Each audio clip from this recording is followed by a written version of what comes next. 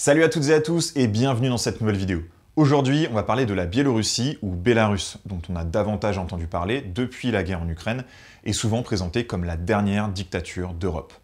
Bien évidemment, il est difficile de parler de la Biélorussie sans évoquer la Russie, tant leurs relations sont étroites.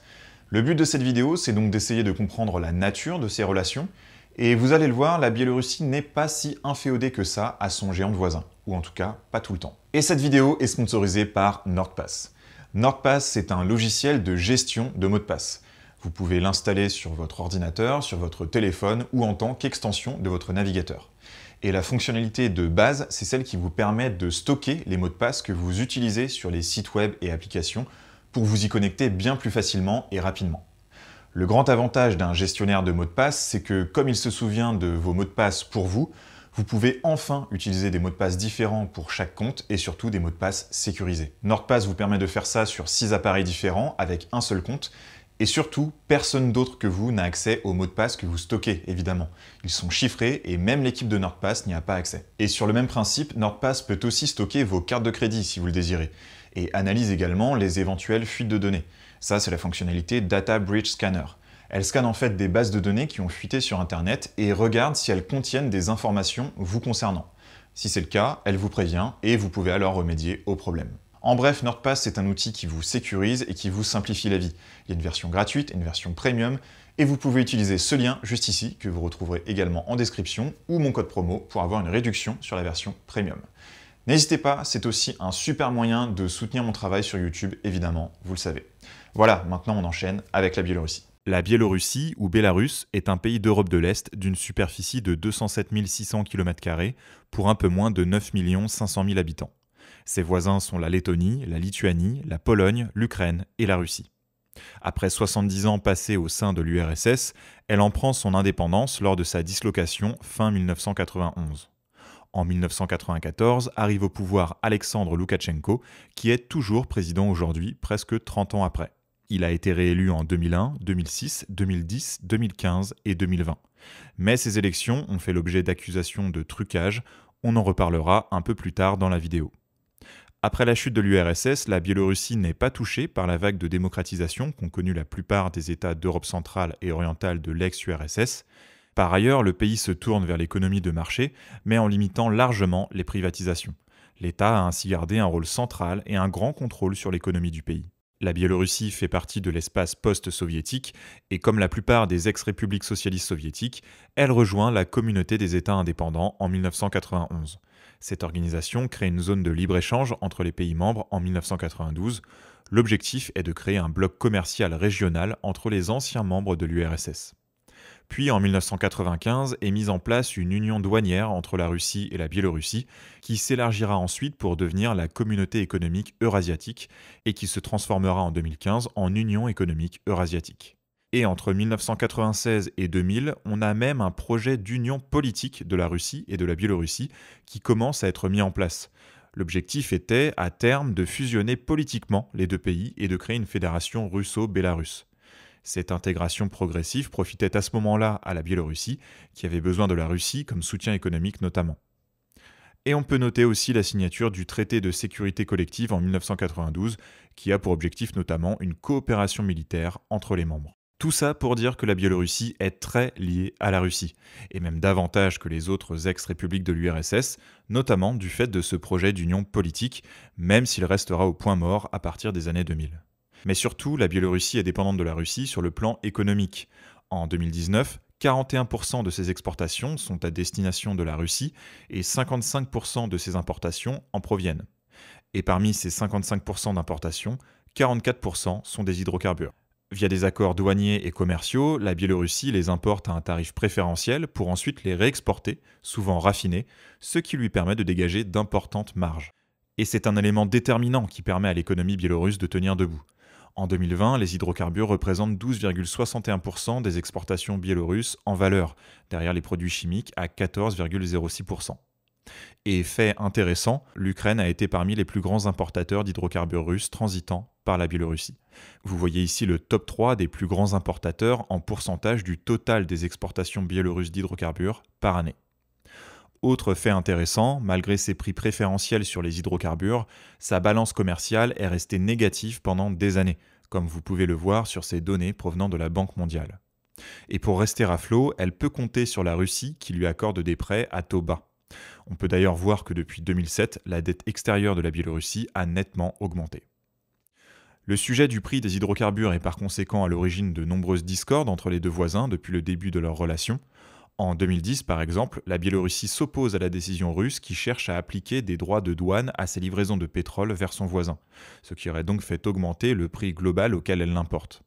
La compagnie nationale biélorusse de l'énergie a alors menacé de couper l'approvisionnement en électricité à l'enclave russe de Kaliningrad. On a donc comme ça un jeu de ping-pong avec des relations qui se réchauffent et se refroidissent, souvent du fait des négociations autour du prix du pétrole.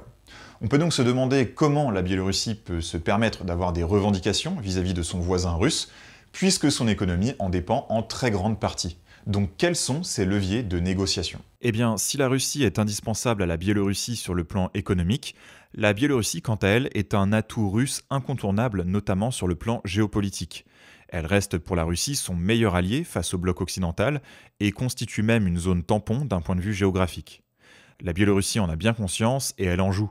Par exemple, elle ne soutient pas la Russie dans ses aventures militaires en Géorgie en 2008 et ne reconnaît pas les indépendances de l'Ossétie du Sud et de l'Abkhazie, région séparatiste pro-russe.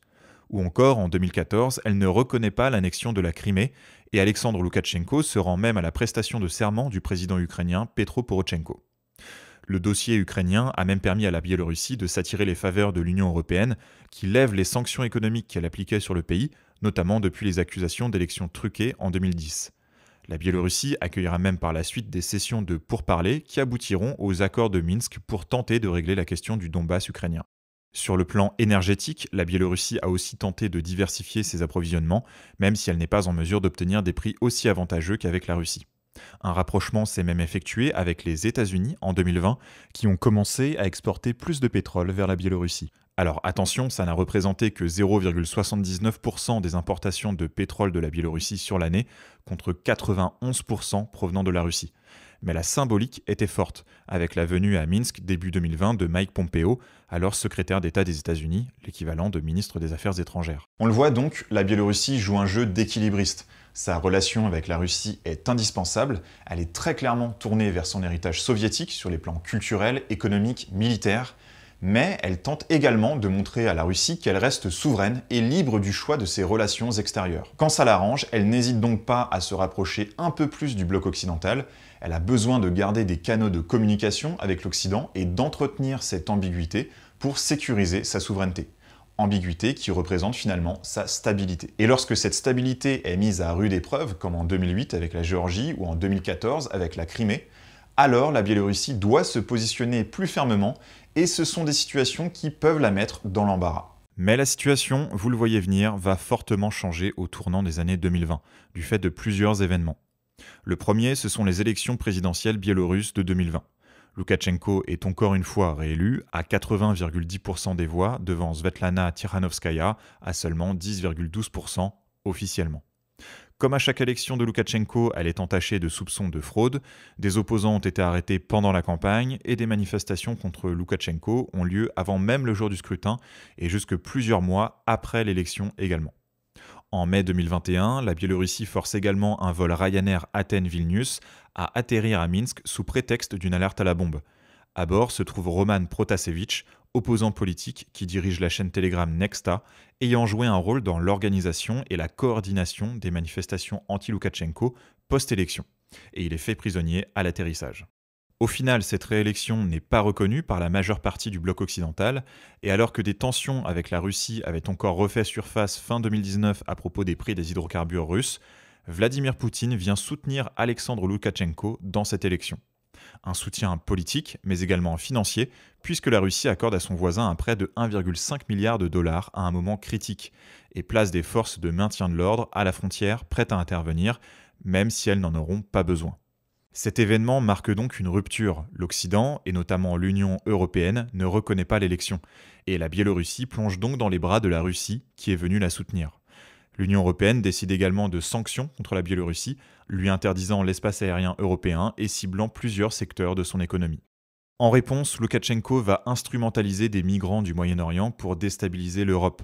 Rappelez-vous, les médias en avaient beaucoup parlé. La Biélorussie est accusée d'organiser la venue de migrants, essentiellement d'Irak et de Syrie, en facilitant l'accès à des visas, en proposant des formules incluant le billet d'avion, des nuits d'hôtel et surtout un acheminement vers une frontière avec un pays membre de l'Union européenne, donc la Pologne, la Lituanie ou la Lettonie.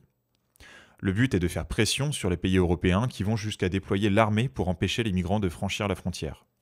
En résulte une crise humanitaire qui met également dans l'embarras l'Union européenne, dont les membres concernés laissent des familles de migrants en détresse dans les forêts biélorusses. À ce moment-là, on est en novembre 2021, et vous le savez, à peine quelques mois plus tard, la Russie déclenche son invasion de l'Ukraine en utilisant la Biélorussie comme base arrière, indispensable dans les plans russes puisque ce passage aurait dû permettre d'atteindre rapidement Kiev, la capitale, qui se situe à moins de 100 km de la frontière. Il faut bien se rendre compte de l'évolution des choses. Au début du conflit ukrainien, et là je remonte à 2014, la Biélorussie ne soutient pas la Russie dans l'annexion de la Crimée.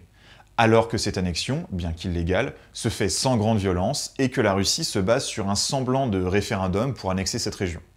En termes de communication politique, il aurait été assez simple pour la Biélorussie de soutenir son voisin. Mais elle a choisi de ne pas le faire, en partie pour préserver cette ambiguïté. Et je rappelle aussi qu'elle exportait beaucoup d'hydrocarbures en Ukraine. Et 8 ans plus tard, la situation du pays et la situation personnelle de Loukachenko ont tellement changé que la Biélorussie en est à coopérer dans une invasion militaire qui a déjà fait des dizaines de milliers de morts, voire plus. Alors on peut tout de même noter que Loukachenko a néanmoins réussi à rester ferme sur le fait de ne pas déployer de troupes bélarusses en Ukraine, même si leur seule présence avec les troupes russes permet depuis plus d'1 an de fixer des troupes ukrainiennes dans le nord de l'Ukraine au cas où une attaque surviendrait du nord. Troupes ukrainiennes qui ne sont donc pas en mesure d'aller se battre dans le sud et dans le sud-est. La Biélorussie reste donc une menace. Loukachenko semble donc renforcer son pouvoir sur le plan national, mais la Biélorussie semble de plus en plus à la botte de la Russie sur le plan international. Sur le premier aspect, on peut se demander ce qu'il adviendra aux prochaines élections, qui auront lieu en 2025. Va-t-on assister à une redite des manifestations de 2020? Et dans ce cas, quels seront les leviers d'action de Loukachenko? Aura-t-il encore besoin de l'appui de Poutine, ce qui risquerait d'encore plus le rendre dépendant de son voisin? Alors quelles sont les autres options dont il dispose sur le plan international? Eh bien, comme beaucoup d'autres États qui ne souhaitent pas se tourner vers l'Occident, Loukachenko montre un certain intérêt pour la Chine, une manière de garder une certaine diversification dans ses partenariats, d'autant plus que la Russie elle-même souhaite compter sur la Chine comme soutien économique et politique. De plus, la Chine reste tout de même attachée au principe de souveraineté des États, ou en tout cas quand ça concerne les autres. Et oui, je fais allusion à la question de Taïwan. Et cet attachement pourrait être bon signe pour la Biélorussie qui craint d'être avalée par la Russie. En février 2023, le ministre des Affaires étrangères chinois a déclaré que la Chine continuerait de s'opposer à toute ingérence extérieure dans les affaires intérieures de la Biélorussie et aux sanctions unilatérales illégales. Alors, les ingérences visées sont celles des Occidentaux, notamment du fait des sanctions appliquées au pays, mais on peut se poser la question du positionnement chinois sur de potentielles ingérences russes également. La Biélorussie est par ailleurs membre observateur de l'Organisation de coopération de Shanghai, organisation intergouvernementale tournée vers l'Asie. Et en termes de coopération, la Biélorussie est un des premiers pays à rejoindre le projet des nouvelles routes de la soie du président Xi Jinping, lancé en 2013. Elle constitue une porte d'entrée vers l'Europe via les voies routières et ferroviaires, tout en gardant tout de même à l'esprit que les principales routes commerciales de ce projet, en volume acheminé, restent les voies maritimes. Affaire à suivre donc, mais il n'y a aucun doute sur le fait que le futur de la Biélorussie est étroitement lié à l'issue du conflit ukrainien et également à la manière dont vont se passer les prochaines élections. C'est tout pour aujourd'hui, merci d'avoir regardé la vidéo jusqu'au bout. Si elle vous a plu, un des meilleurs moyens de me soutenir, c'est d'aller faire un tour sur le lien NordPass que j'ai mis en description. Vous pouvez aussi mettre un pouce en l'air pour me soutenir et aussi vous abonner pour ne pas louper les prochaines vidéos. Et pour celles et ceux qui me soutenaient financièrement sur la plateforme Utip, vous avez dû voir qu'elle ferme ses portes, mais je suis aussi sur la plateforme Tipeee, donc si vous voulez continuer à me soutenir, vous pouvez basculer sur Tipeee. Voilà, je vous dis à la prochaine pour une nouvelle vidéo. Salut!